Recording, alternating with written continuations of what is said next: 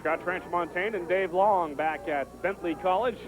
All set for the second half, where the Falcons cling to a 2-point lead over Pioneers from Sacred Heart. We talked about Bentley's 25-game winning streak in jeopardy last week as they trailed Salve Regina 13-10 in the third quarter. They had to rally to win to keep the streak going. Good kickoff here. Here's Mark Wicca. Going across the field, Mark Wicca up near the 30, stumbles down at the 35. Pretty good job. Not a lot of blue shirts around him either. Mark Young, the last guy to wrap him up, he was tripped up about 5 yards earlier than that. But when you take a look at these halftime stats, Scott, there's nothing, absolutely nothing separate. I mean, they're almost identical. Yeah.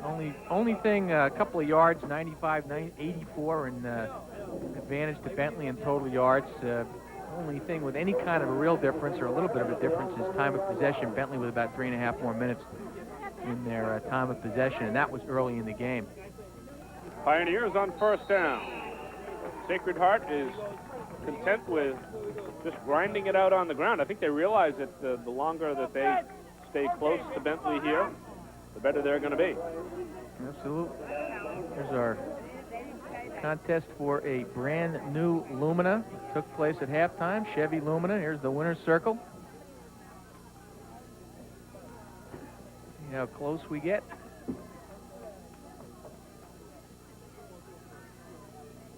Good college try. A little bit short. 2nd and 10. Kelly to the air. He was 3 for 5 in the first half. Make it 3 for 6 now. I think he got hit from behind as he was getting rid of the football. You remember that graphic we saw right at the end of the second half, Scott, where it says that Sacred Heart with a huge advantage scoring over their opponents in the first and third down, and that reflects, I think, good coaching. They're prepared when they come in, they know what their game plan is, and they get some scores early, and they play defense, and they hold the opponents down, and then they also make the adjustments in the locker room at the second half, and then come out and execute. So it'll be interesting to see how they do here, but it is something they have done very well so far early on in the season. 3rd and 10. Kelly running the option. Cut down short of the first down at the 38. Well, I thought he had a lot of room there, but nice defensive play. Linebackers just slid along with him, but as he breaks free, Falcon player is down. Look at that. It looks like he's got a lot of room there, and then not exactly sure what happened there. It didn't look like a big hit. Dieterding might have got kicked in the head, or when he slipped, hurt the knee. Looks like that's what he's holding, but... what a big loss that would be. Dieterding leading the team, coming in with 25 tackles. And Dieterding gets off the field with some help. Punting situation for the Pioneers. Kip inside his 25. Arsenault back to return at his 30. Close to another one. Well, if Kip had taken a little stage dive, he might have got the call there because the Falcon player did run into him. Yeah, Reland, nice job. Nice effort to get there. No Stanislavski whatsoever. We're told that Dieterding had a sprained ankle last week. We'll see if he's sitting on the bench now, and I can't tell if they're looking at his knee or might be that suspect ankle. I think it probably was one. You know, that's the thing about a sprained ankle. It's lateral movement that really kills you. Straight up and down, you can recover from that. And he did have to plant and try and go back for to tackle Kelly as Kelly cut up field, and that's probably what happened. First down from their 22, Falcons. Ferguson hauled down at the 25. We've got a penalty flag. Go right back to that play that worked so effectively for them in the first half. That little option play. Actually, it's kind of an off-tackle, power play off-tackle as he starts deep and then turns it up over either the right-hand tackle or the left-side tackle. Offensive holding again. That hurt Bentley in the first half as well. Yeah, they had more penalties in the first half. They were penalized 27 yards to 15. on the part of Sacred Heart. 3 penalties there, which pretty much evened off the, I guess, a 3 plus 3 to Sacred Heart if they get the net yardage out of the advantage on penalties. 1st and 20 now. Not much room there at all for the Falcons, who still want to keep it on the ground. Mazzucchelli, we haven't seen as much of Ed Mazzucchelli in the first half as we thought. I'm surprised. Although I will say, my thought is that we see Big Ed a lot in the second half with the running game as the balls become more saturated with water. They're getting more slippery. 2nd and 17, as you can see.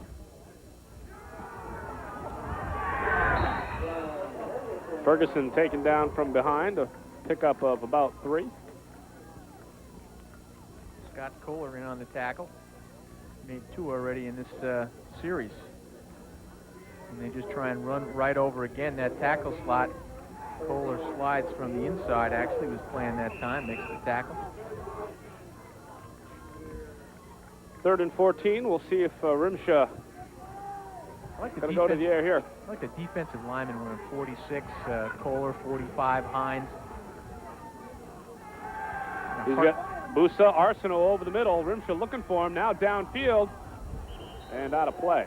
Good job. Look at that 3 white shirts down there in that area, playing the deep zone, respecting Bentley's ability to get the ball up the field. And again, Rimsa was in trouble, and he threw it to the outside on the sideline. It was either going to be a great catch by Busa or it was going out of bounds. Nobody in a white shirt was going to get their hands on it. So Mike Sampson punting from his 5.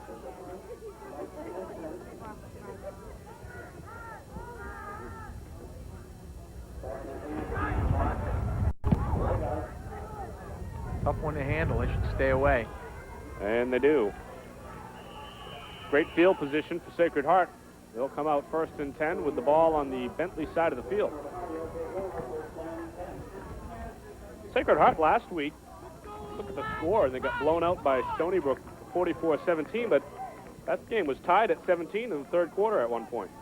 Sometimes the wheels just fall off, which is what happened last week. Here is the record for the Pioneers. 40 points scored in the 3 games they've played so far. Good position here, but Mark Wicca taken for a loss. Again, tremendous lateral movement along the line for the Falcons. Really, they just had everybody there, the defensive ends, the linebackers. There's the Bentley record. There's some points. Averaging 41.3 on the season. Didn't know I was such good at quick math. That is, of course, 3rd in Division II. Bentley 3rd on both sides of the ball, 3rd ranked in Division II on offense and defense. CFC.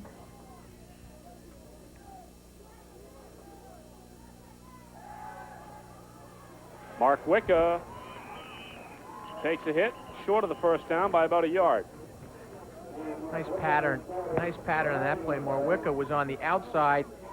He goes in motion coming toward the quarterback, just cuts up behind the flanker, goes right into the seam against the zone. He's right in between 3 or 4 blue shirts. That's a matter of good timing. He threw it before he turned into him, and he just did a job of running to that open area along the seam.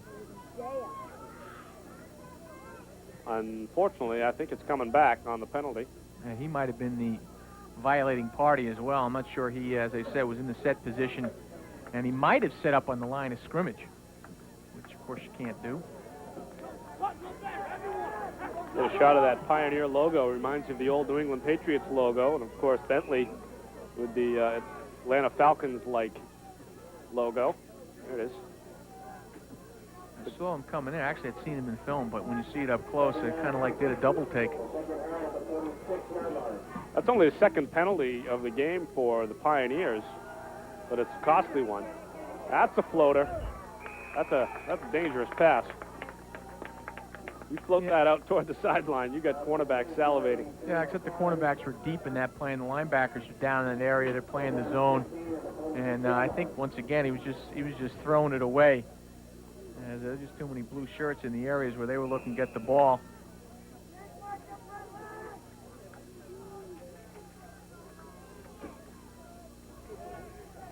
So that brings up 3rd and 16 for the Pioneers.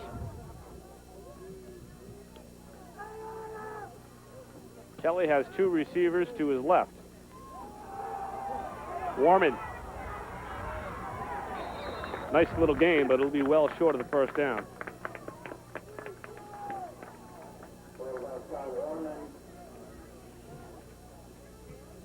Pretty much done that on 3rd and long. They've gone to those running situations. They don't want to put it up for grabs and throw it downfield like that. I think one of the reasons is they don't want to, they can't afford to take the long drop. They've done a good job protecting Kelly so far, but Bentley comes in with, as we said, averaging about 4 sacks a game and put a lot of pressure on, so they want to stay away from the long drops. Kip's going to have to come back and retrieve it. Throws it ahead. I've never seen that. I've got to say I've never seen it. Hey, it was a good move. Gets an incomplete pass out of it. We'll sort that out when we come back. Bentley up by 2 on the ECAC Game of the Week.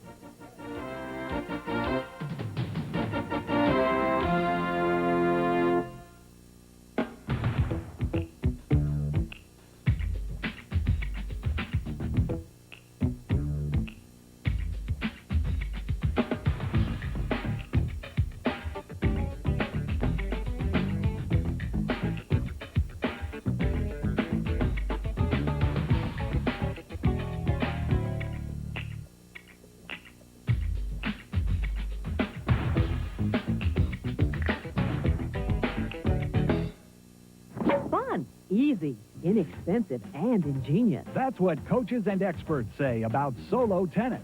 Improves all tennis skills. Form, timing, speed, confidence, strength, and endurance. How does it work? Just hit the ball and Solo Tennis will return it to you every time. Who can play? Anyone of any age. Simple enough for a novice, yet challenging enough for an expert. Where can you play? Anywhere. No backboard or tennis court is needed. Solo Tennis is a fun, exciting game you can play anytime. Tennis USTA magazine says, take full natural strokes and the ball comes back to you every time. Inside Tennis magazine calls it simple yet innovative. Solo Tennis, called the best invention in 20 years by World Tennis magazine, is now available for only $19.95 plus shipping and handling. For fast delivery, just call the toll-free number on your screen. Solo Tennis comes with a 30-day money-back guarantee. Order yours today.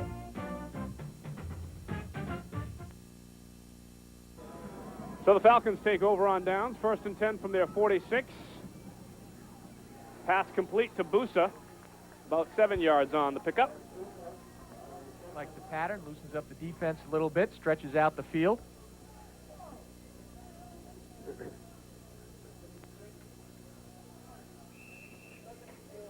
Also puts him in a situation in terms of their 2nd down call where they can either go run or throw. They've got the options, and they're not as predictable as they would be on 2nd and long, or if they're having trouble moving the ball on the ground, which they really haven't had that much trouble moving on the ground, however. 2nd and 4, Ferguson gets the call. About a yard. Good push in the offensive line. J.J. Chella. That right-hand side of that offensive line, Taggart and Rossi have done a good job all through the game getting the surge.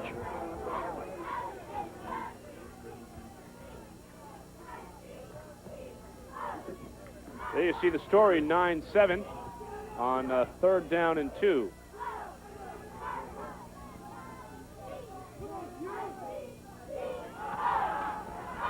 Ferguson. Well, if he gets the spot on forward motion, he should have the 1st down, but it was a heck of a run. Yeah, you know, it's kind of a different call that you'll see on 3rd down and short. It's a slant. He's got to run in the backfield with the cut. They've done such a good job running over the center and the guards with those quick hitters on short down situations. I didn't really expect to see that, so it took him a long time to get to the hole. As I say, part of it had to do with the wet field. He couldn't make that big cut. Half a yard to go. And Bentley going to go for it from the 45-yard line. 3rd time tonight they've tried on 4th down. And they're 0 for 2 thus far. They got it this time. And that is the play I was looking for on 3rd down. Ferguson got probably 6 or 7. I'd like to take a moment now to welcome to the booth Don Cook, the athletic director from Sacred Heart, and Jim Barcanero. He's the vice president for enrollment planning and student affairs. Say that 3 times fast, Dave. Of course, Don is Don. You've been the guy who, on the day-to-day level, has implemented and brought this football program, which is relatively new to Sacred Heart, and done a great job bringing things up to speed. Well, thank you very much, Dave. Before I comment about Sacred Heart, I certainly want to thank Nesson and the ECAC for making it possible for us to be part of your Game of the Week series. We're absolutely thrilled about being a part of this program. Yes, we've done a lot of things in a very short time. I've only been at Sacred Heart. This is beginning my 4th year, although I've been around a while. This is my 30th year in athletics, and we've done a lot of things very quickly. This fellow standing right next to me is really the guy that created the idea of developing our athletics program to the magnitude that it is now. And I'll stop while we watch that play. On 2nd and 9, the pass incomplete for Busa. We have a 27-sport program now, and of course, football was the bellwether right at the beginning when we began the push to develop our athletics program to the extent that it is now. Gary Rio is also serving as my associate athletic director, as the head football coach, and has done a great job in putting this team together, putting this program together. So we're very pleased. Big 3rd down play here for the Falcons. It's 3rd and 9 from the 36. Rimsha, he got a flag in the backfield. He's taken down from behind. Could be an offensive holding as they were trying to hold off the pass rushers. We'll see. I'll tell you, once again, with Sacred Heart, as we mentioned early on, came in with only 2 sacks in the season. That's their 3rd of the ball game. And Kohler did a nice job. He's at the left-hand side of your screen. And once again, I think this was partially a secondary sack. Nowhere to go with the ball. And Kohler just comes from behind. He ran all the way from the left and makes the nice dive to get there and stop Rimsha. You know, once again, field position. Now it's Bentley with the taking the field position advantage. On 4th down, McGregor to punt away. High spiraling kick. Takes a Falcon bounce and down inside the 5. Boy, that ball just took a bounce and went lateral instead of into the end zone, and Falcons caught a break. Well, we should tell the gentlemen have joined us. You guys have heard of these Sports Illustrated course. Every time someone's joined us in the booth, their school has seen something, a punt drop inside the 5-yard line. Jim Barcanero, it's interesting, and I was looking at some of the numbers. You've had a huge jump in enrollment at Sacred Heart at a time where many schools are kind of struggling as the baby boom has bottomed out and started back, but sports has played a role, and athletics has played a role in that, hasn't it? Yes, it did. When we started the strategic plan back in '89 and we were developing the new resident halls, we needed the student life, we needed the excitement that we thought intercollegiate athletics would bring to the campus. Don mentioned how football really was the catalyst for us. We were building on the reputation of our basketball championship program and soccer and whatnot, and so we've gone from those eight sports in '89, '90 to the 27 we have today, and really the life on campus, really speaks to what athletics can do. Brian Alfeld, a little bit of breathing room now for the Pioneers as he picked up about 6 on the play. It'll be 2nd and 4. Sacred Heart keeps it on the ground. Falcons pig pile. I think some people, they don't realize it. I'm familiar. I've been going to Sacred Heart for a long time, early 80s. Actually, I played there, I think, in basketball in the, I don't want to say when, quite a while ago, but it does play a big role. You have more involvement, more activities. Sacred Heart, always a great place to go to a basketball game. They've got that rich tradition as well. Right. Well, with the enrollment back in '89 at around 1,400, and with the enrollment today at 2,100 full-time, there's also the ancillary type programs that we've been able to generate. The marching band, the pep team, the dance team, the different types of folks that can enjoy the atmosphere of athletics, but not necessarily be on the teams. And then you have the fans and the local community that supports us in an incredible way. So, athletics clearly has been a key part of our strategic plan. Big run there for Scott Warman on 3rd and 3. Picked up just what he needed for the 1st down and get the Pioneers out of trouble. 4:54 to play in this 3rd quarter. Falcons hanging on by a deuce.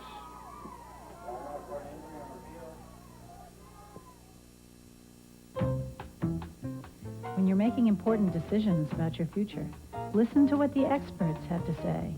The reputation of Bentley in the business world was what sold me on Bentley. The alumni from Bentley are very active in the business field. If you've gone to Bentley, you've got the background that they want. Bentley College, Waltham, Massachusetts. Undergraduate, graduate, and continuing education programs. Call 1-800-5-BENTLEY. What happens when you mix NFL football with Nashville country music? You get NFL Outlaw Country, football like you've never heard before. Join Travis Tritt for one partying home video featuring the biggest stars of the NFL doing their thing to the hottest sounds in country. What goes up must come down. Here comes storms and come back around. Don't miss this special TV offer. There are absolutely no magazines to buy and no clubs to join. Call and order Outlaw Country, where the NFL meets Nashville in one unforgettable home video. Only $19.95. Use your credit card and call 1-800-468-3100 to order your NFL Outlaw Country video, where the NFL meets Nashville. Only $19.95 plus shipping. This is a special TV offer. Call now, 1-800-468-3100. Really settled in, didn't it, after the chaos for the first few minutes? There's a story here from Bentley. Scott Trenchmontaine and Dave Long with you, and in the booth with us for another few moments, Don Cook, the athletic director from Sacred Heart, and Jim Barcanero, vice president for enrollment, planning, and student affairs. That was a big first down for Sacred Heart, only their second since the first quarter. And there you see why Brian Eilfeld is a big play guy. Well, the thing I mentioned earlier in the game, these guys have several players who can score. They've got 3 touchdowns. They have over 50 yards. This guy had a 90-yarder early in the season, so you really got to stay on your toes, both in the passing angle and the running angle. And that time he almost broke it and to go all the way. But the big thing is they get the first down, and now they get the big run. At nighttime, if you can be out of the shadow of your goal line and your goal post, they are. And now they're in great field position, and that's exactly what this team needed. Well, the face mask penalty added to the big gain for Eilfeld. He's got 68 yards already. And we're only about a third of the way into the third quarter.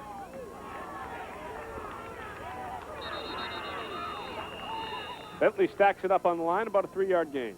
Now, Don, when you go from 6 or 7 or 8 athletic programs to 27 in the course of just a few years, it gives you an interesting challenge. It sure does, Dave. The president the other day asked me if I knew all the athletes, and I told him I didn't even know all the coaches. We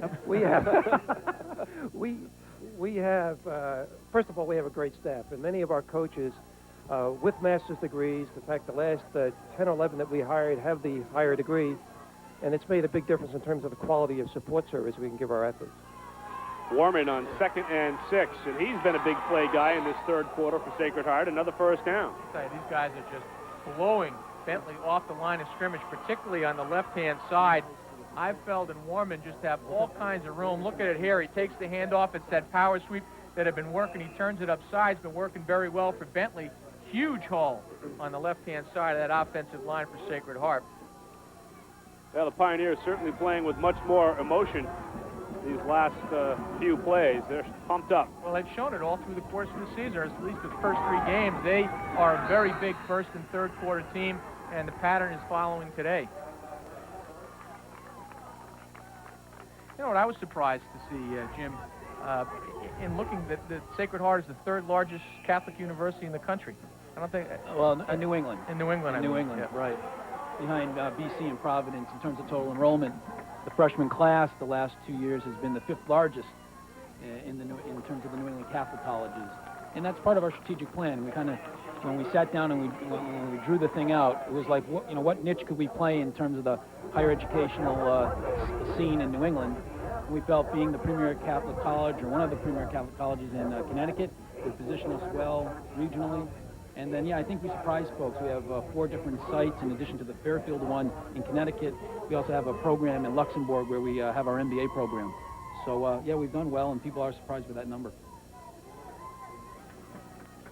second down and 6 for the Pioneers after the Falcons timeout. Bentley trying to regroup here as the Pioneers are starting to mount a pretty impressive drive. Warman.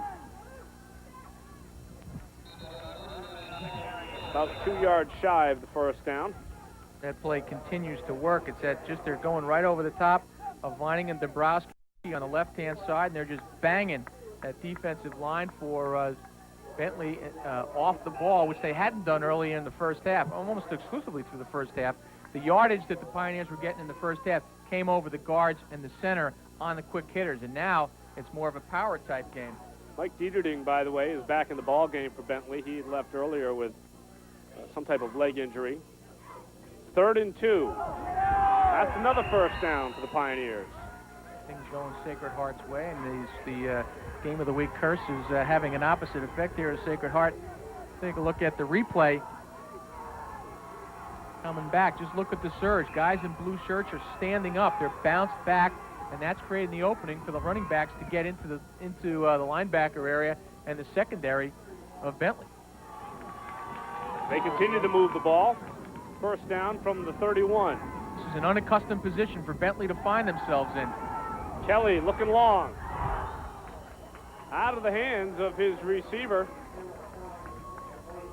That's a tough catch. He really came over the opposite shoulder that he thought he was going to catch it. Watch, he's looking inside. He's got to turn his back, coming to the outside.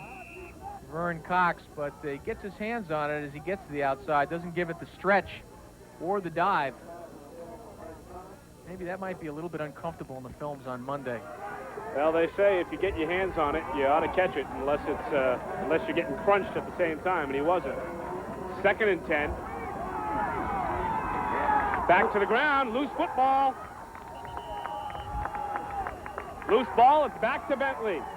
Big fumble. Terrence Washington, first time he's handled the ball today, and can't hold on. There was a little bit of a hole there. Wouldn't have picked up the first down, but Bentley comes up big, and that's what outstanding teams do when they're in trouble. They make the plays.